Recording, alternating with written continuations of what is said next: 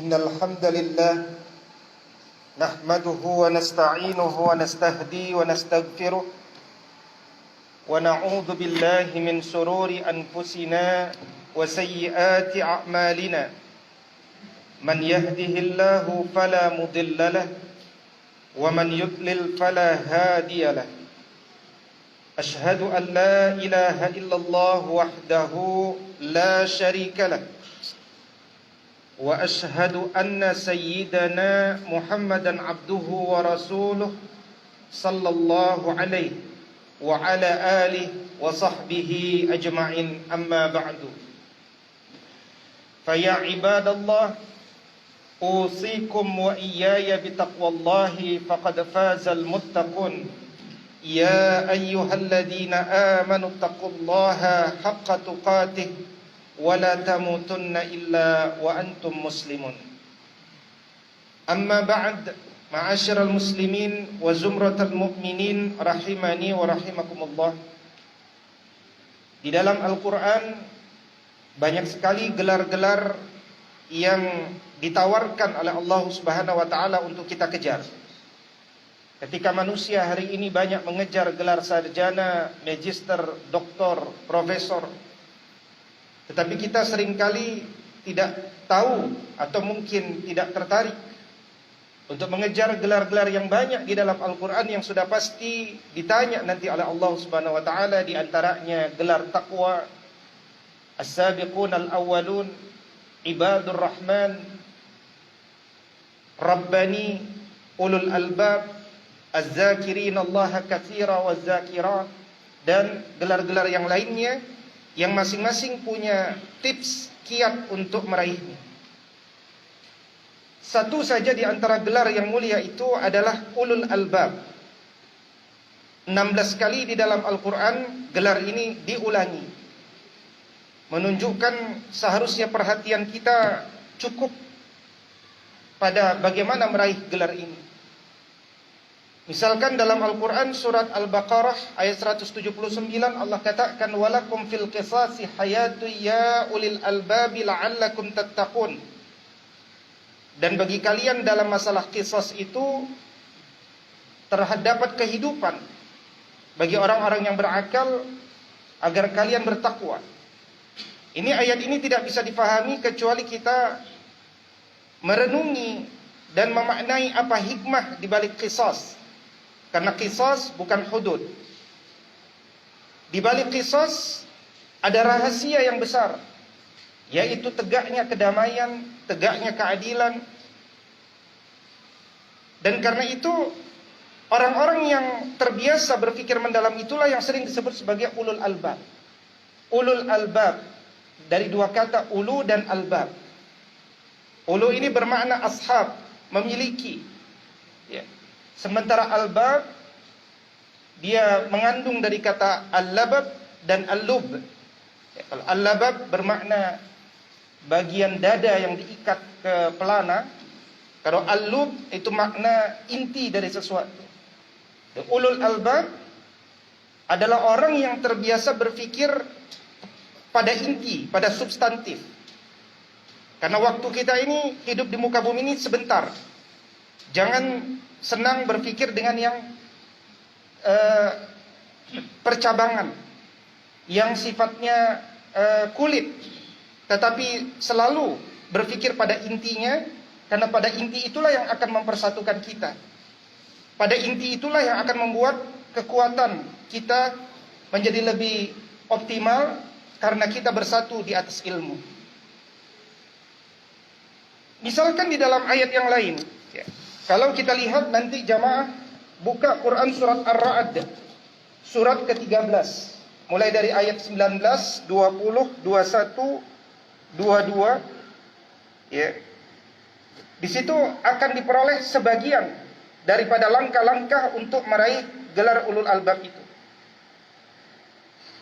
Singkatnya secara ringkas, yang pertama merujuk pada Quran surat Ar-Ra'd surat ke-13 ayat 19, 20, 21 dan 22. Hal yang pertama hendaknya langkah kita lakukan untuk meraih gelar ulul albab itu adalah yang pertama mu'ahadah. Menyadari bahwa kita ini pernah berjanji kepada Allah Subhanahu wa taala, dan hidup di muka bumi ini adalah membayar janji kita kepada Allah. Kalau disebut janji, selalu ingat Quran surat Al-A'raf surat ke-7 ayat ke-172. Yaitu ketika Allah bertanya kepada kita, alastu birabbikum, aku ini Rabb kalian bukan? Kita semua dijelaskan dalam Al-Quran pernah menjawab, bala, betul ya Allah. Syahidna, kami bersaksi ya Allah. Antaqulu yaumal qiyamati inna kunna an hadza ghafilin. Supaya nanti enggak ada satu orang pun yang mengaku belum pernah ketemu informasi ini.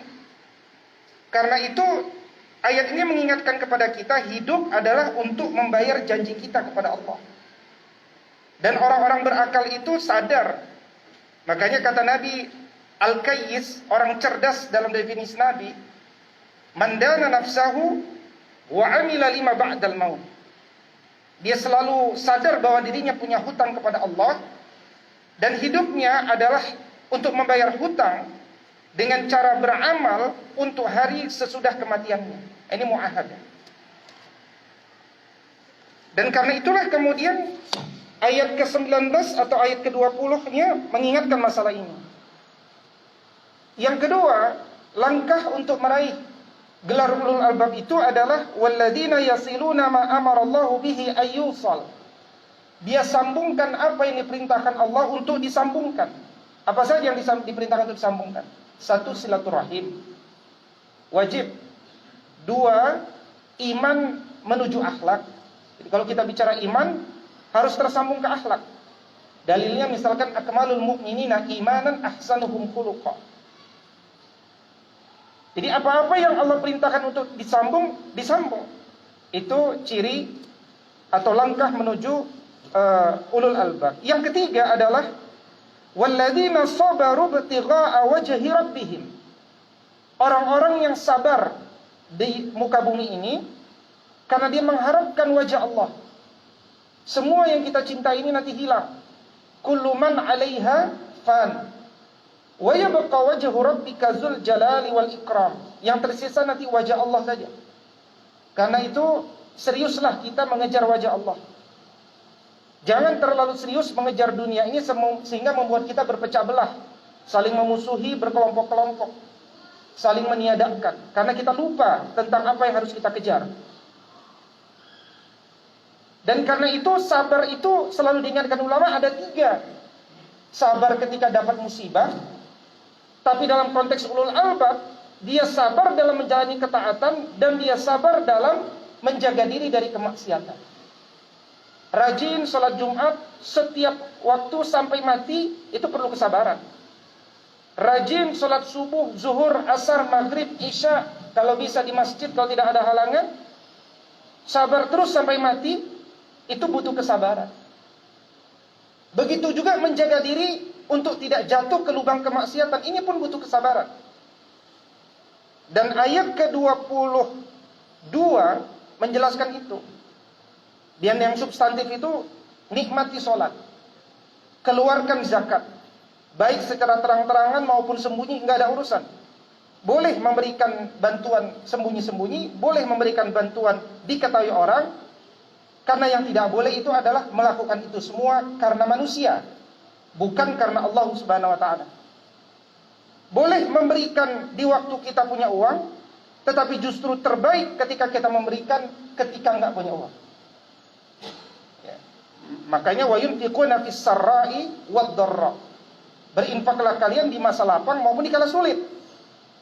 Berinfak di kala lapang mudah, tapi berinfak di kala sulit, ya ketika ada COVID-19 dan seterusnya, luar biasa.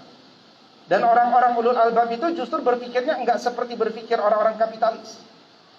Dia pikir as-shadaqatu tudfa'ul bala. Sedekah ini menolak bala.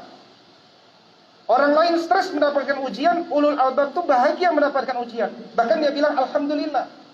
Karena dia sadar inti dari musibah itu adalah mengangkat dirinya ke derajat lebih tinggi. Sebagaimana pesan Nabi, man yuridillahu bi khairan yusib min.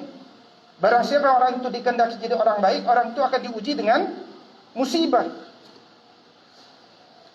Berikutnya, misalkan kalau kita lihat Quran surat Ali Imran ayat ke-190, Allah katakan, "Inna fi khalqis samawati wal ardi wa ikhtilafil laili wan nahar la ayatil liulil albab."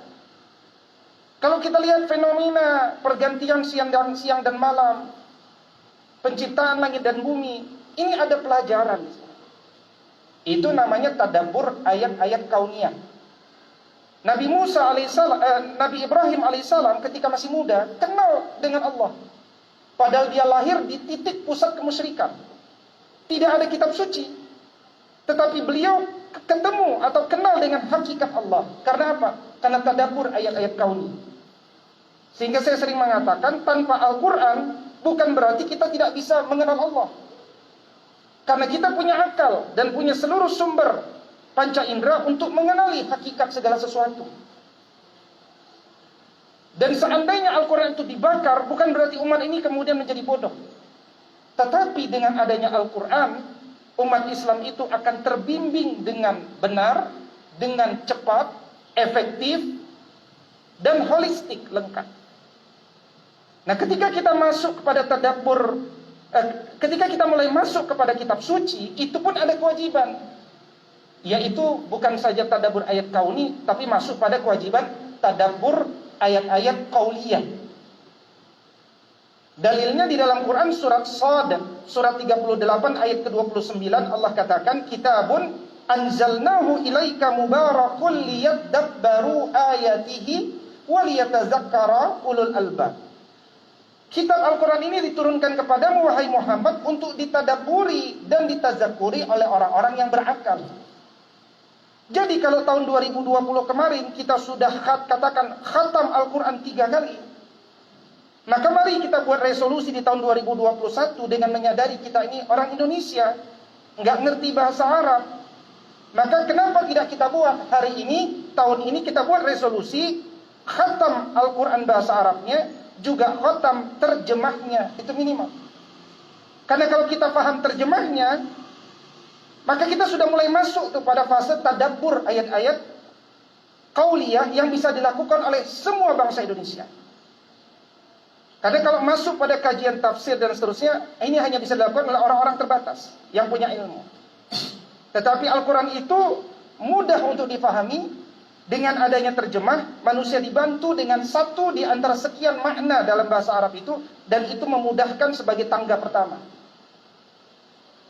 Kalau kita hanya sekedar membaca Al-Quran bahasa Arabnya, tapi tidak paham kandungannya, kita hanya dapat pahalanya, tapi tujuan daripada Al-Quran itu untuk mengubah jiwa manusia, membimbing, memotivasi, memberikan inspirasi, itu tidak terjadi. Maka ada orang yang baca Al-Quran tapi dia korupsi. Orang membaca Al-Quran tapi tidak bagus akhlaknya kepada suami, atau kepada istri, atau kepada anak-anaknya. Ada orang hafal Al-Quran tapi tidak bagus akhlaknya kepada gurunya maupun kepada muridnya. Kenapa? Karena dia tidak paham kandungan daripada Al-Quran. Maka dengan demikian, di tengah waktu yang terbatas ini, mari kita bersemangat kembali untuk meraih gelar-gelar Allah, gelar-gelar yang disiapkan Allah di dalam Al-Quran, di antaranya ulul albab. Dan Quran surat Ar-Ra'd surat ke-13 ayat 19 hingga 22 tadi, kalau nanti antum lanjutkan pada ayat 23, 24, jamaah akan melihat janji orang-orang yang terbiasa menegakkan langkah-langkah menuju ulul albab itu. Nanti dia akan masuk bersama keluarganya di surganya Allah Subhanahu wa taala, disambut oleh para malaikat, diucapkan salam, dan inilah satu kebahagiaan yang paling sempurna. Kita tidak tahu kapan umur kita terbatas di dunia ini. Tetapi jangan sampai ketika kita kembali kepada Allah Subhanahu wa taala, kita tidak bisa mempertanggungjawabkan umur ini. Kenapa umur yang panjang itu tidak engkau sempatkan untuk memahami Al-Quran, memahami ayat-ayat Allah yang ada di dalam Al-Quran, dan memahami ayat-ayat Allah yang ada di alam semesta. 100 orang melihat peristiwa yang sama di alam semesta ini, mungkin ada 100 persepsi. Tapi ada juga yang tidak mengambil pelajaran. Tugas kita mengambil hikmah dan pelajaran, inspirasi, motivasi dari semua ayat-ayat Allah, baik yang tertulis maupun yang tidak tertulis. Karena semakin kita mentadabburi Quran, semakin kita akan merasakan nikmatnya Islam itu. Karena itu Allah katakan, afala yatadabbarunal Quran. Kenapa engkau enggak pernah sempat tadabbur Quran? Walau kana min indi ghairillahi lawajadu fihi ikhtilafan katsira. Seandainya Al-Quran bukan datang dari selain Allah, pasti engkau akan temukan perselisihan yang banyak di dalamnya. Maknanya karena dia datang dari Allah. Coba buktikan antara kauniyah, kauliyah. Bahkan di antara ayat-ayat kauliyah, Masya Allah, Tabarakallah, begitu banyak pelajaran yang akan menambah keimanan kita semuanya. Mari kita bagi kepada istri kita, mari kita bagi kepada anak-anak kita. Kita bangun halakoh-halakoh Quran di rumah kita, agar kita semakin siap bergenggaman tangan menuju surganya Allah Subhanahu wa taala. Aqulu qauli hadza wa astaghfirullah li wa lakum wa lisairil muslimina wal muslimat wal mu'minina wal mu'minat fastaghfiruhu innahu huwal ghafurur rahim.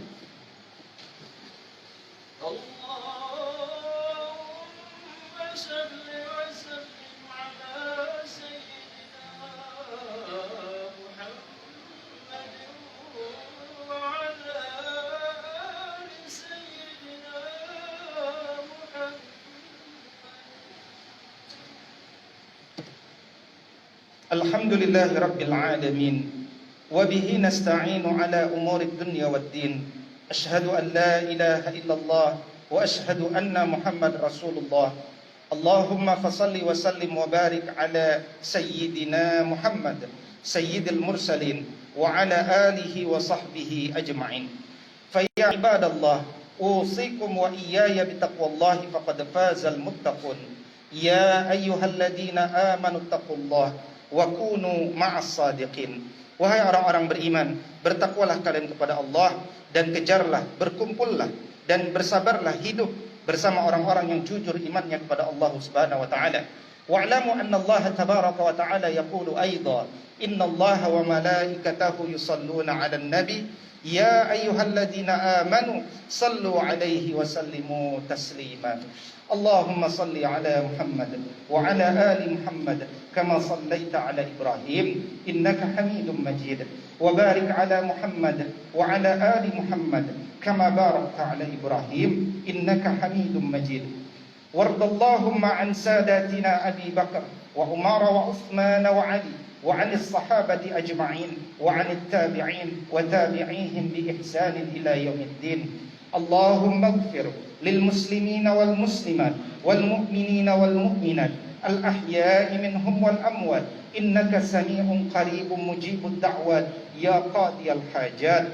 Allahumma habbib ilaina al-iman wa zayyinhu fi qulubina wa karrih ilaina al-kufra wal fusuqa wal isyan waj'alna minar rasyidin. Allahumma alif baina qulubina wa aslih dhata bainina wahdina subulas salam ونجنا من الظلمات إلى النور وجنينا الفواحش ما ظهر منها وما بطن وبارك لنا في سمعنا وأبصارنا وأزواجنا وذرياتنا وتب علينا إنك أنت التواب الرحيم.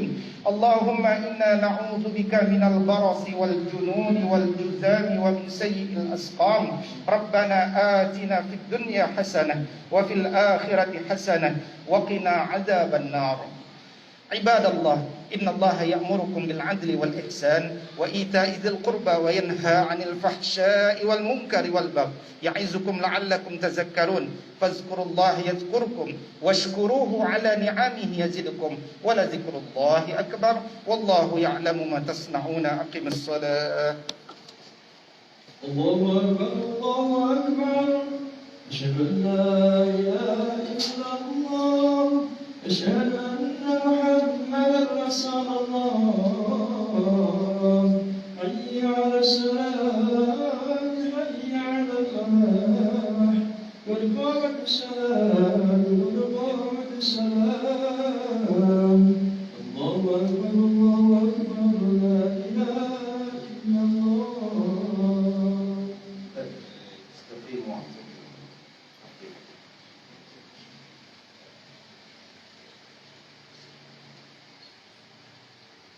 Allahu Akbar.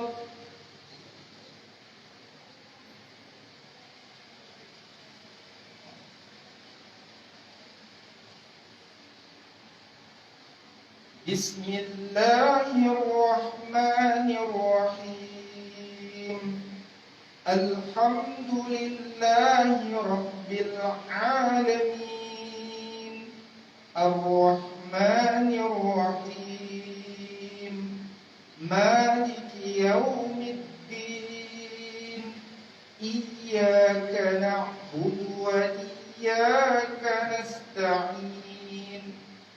Ihdinas siratal mustaqim. Siratal ladzina an'amta 'alaihim ghairil maghdubi 'alaihim waladdallin. Amin.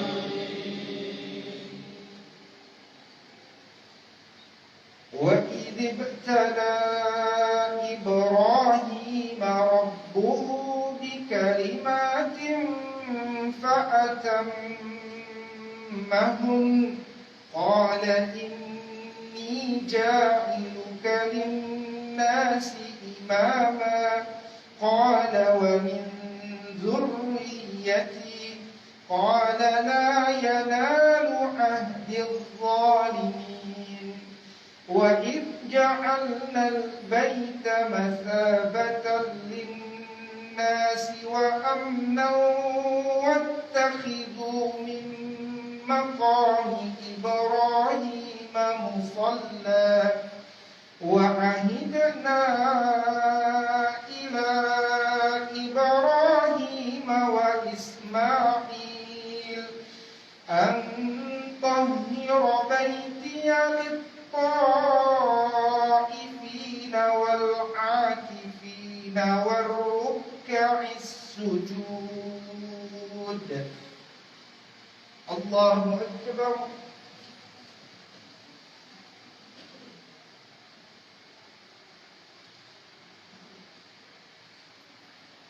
سمع الله لمن حمده.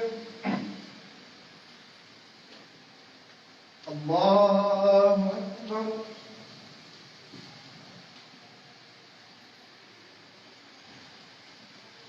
الله أكبر.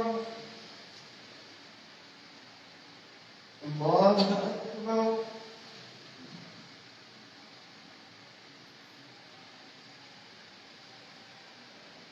الله أكبر. بسم الله الرحمن الرحيم. الحمد لله رب العالمين الرحمن الرحيم مالك يوم الدين إياك نعبد وإياك نستعين اهدنا الصراط المستقيم صراط الذين أنعمت عليهم غير المغضوب عليهم ولا الضالين.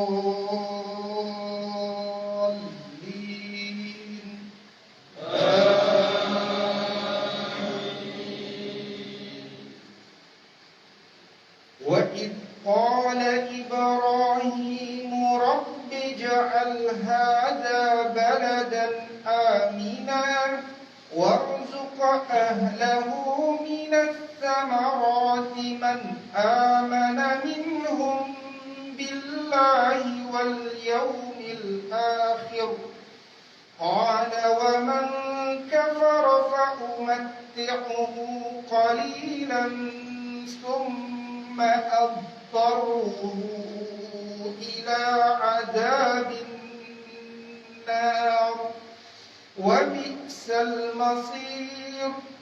وإذ يرفع إبراهيم القواعد من البيت وإسماعيل ربنا تقبل منا إنك أنت السميع العليم. الله أكبر.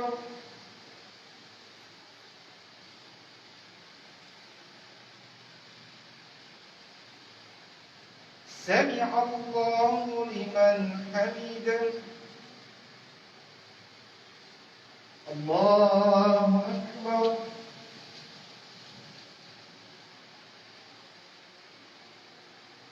الله أكبر. الله أكبر.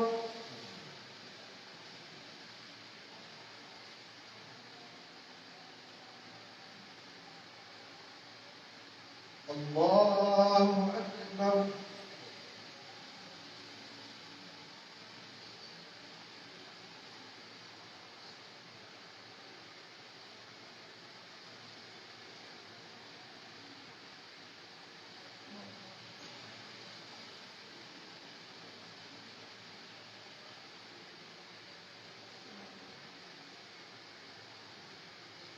السلام عليكم ورحمة الله. السلام